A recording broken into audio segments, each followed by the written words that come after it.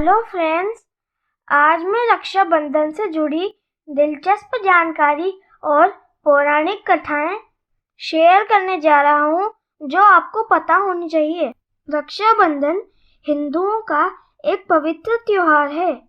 इस त्योहार को श्रावण मास की पूर्णिमा के दिन मनाया जाता है। रक्षाबंधन के त्योहार के साथ ही हिंदुओं के सावन महीने का भी अंत हो जाता है। रक्षाबंधन के दिन बहनें अपने भाइयों की कलाई पर राखी या धागा बांधती हैं। इसके अलावा बेटी भी अपने पिता को राखी बांधती है और बुआ अपने भतीजों को भी राखी बांधती है। राखी बांधने के बदले भाई अपनी बहनों को उपहार देते हैं और हर समय उनकी रक्षा करने का वचन देते हैं। रक्षाबंधन क्यों मनाया जाता है, इसके पीछे कई कहानियां हैं। भविष्य पुराण के मुताबिक इस दिन इंद्र ने दैत्यों को हराया था। कथा के अनुसार एक बार देवता और दैत्यों में 12 वर्षों तक युद्ध हुआ, परंतु देवता विजयी नहीं हुए। इंद्र हार के भय से दुखी होकर देवगुरु बृहस्पति के पास विमर्श हेतु गए। गुरु बृहस्पति के सुझाव पर इंद्र की पत्नी महारानी शची ने श्रावण शुक्ल पूर्णिमा के दिन विधि विधान से व्रत करके रक्षा सूत्र तैयार किए और स्वास्थ्य वाचन के साथ ब्राह्मण की उपस्थिति में इंद्राणी ने वह सूत्र इंद्र की दाहिनी कलाई में बांधा, जिसके फलस्वरूप इंद्र सहित समस्त देवताओं की दानवों पर विजय हुई। रक्षा विधान के समय निम्नलिखित मंत्रोच्चार किया गया था, जिसका आज भी विधिवत पालन किया जाता है। येन बद्धो बलिराजा दानवेंद्रो महाबलः तेन त्वाम विबध्नामि रक्षे माचल माचल।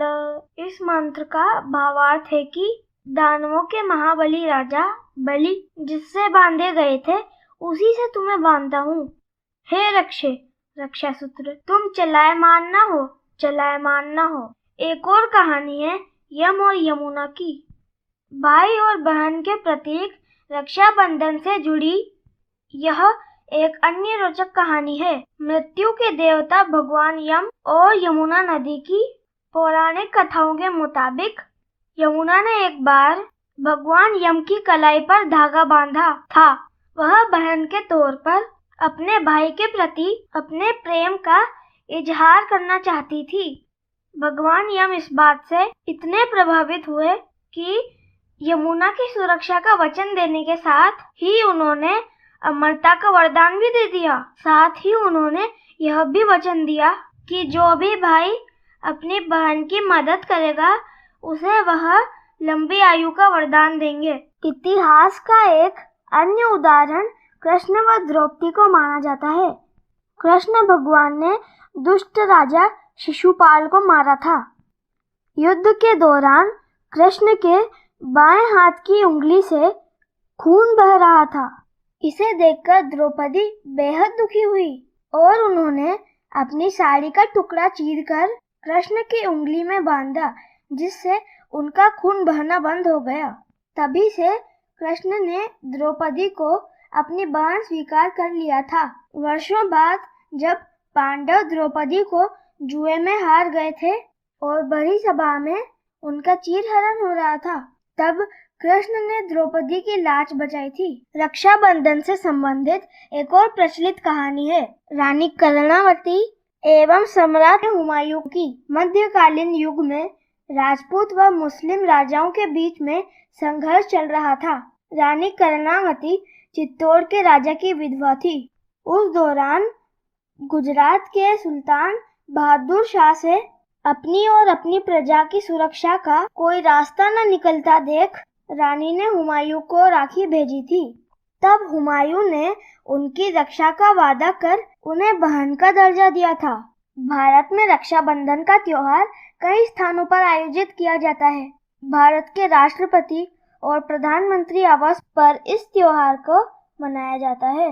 दक्षिण भारत में रक्षाबंधन को अवनी अवित्तम कहा जाता है। यह त्योहार भाई का बहन के प्रति प्यार का प्रतीक है।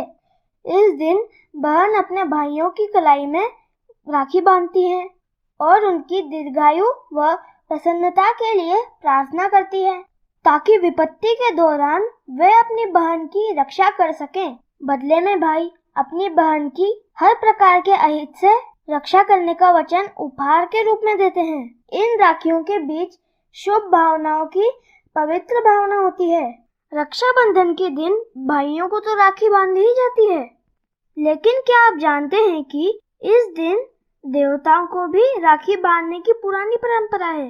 रक्षाबंधन के दिन गणपति को लाल रंग का, शिव जी को नीले रंग का, श्री कृष्ण को हरे रंग का एवं हनुमान जी को लाल या सिंदूरी रंग का रक्षा सूत्र बांधना चाहिए। सनातन धर्म के अनुसार रक्षाबंधन के दिन अगर भगवानों को राखी बांध दी जाए तो वर्ष भर वह आपकी खुशियों और मान सम्मान की रक्षा करते हैं, साथ ही जीवन में आने वाले संकट और परेशानियां भी दूर करते हैं।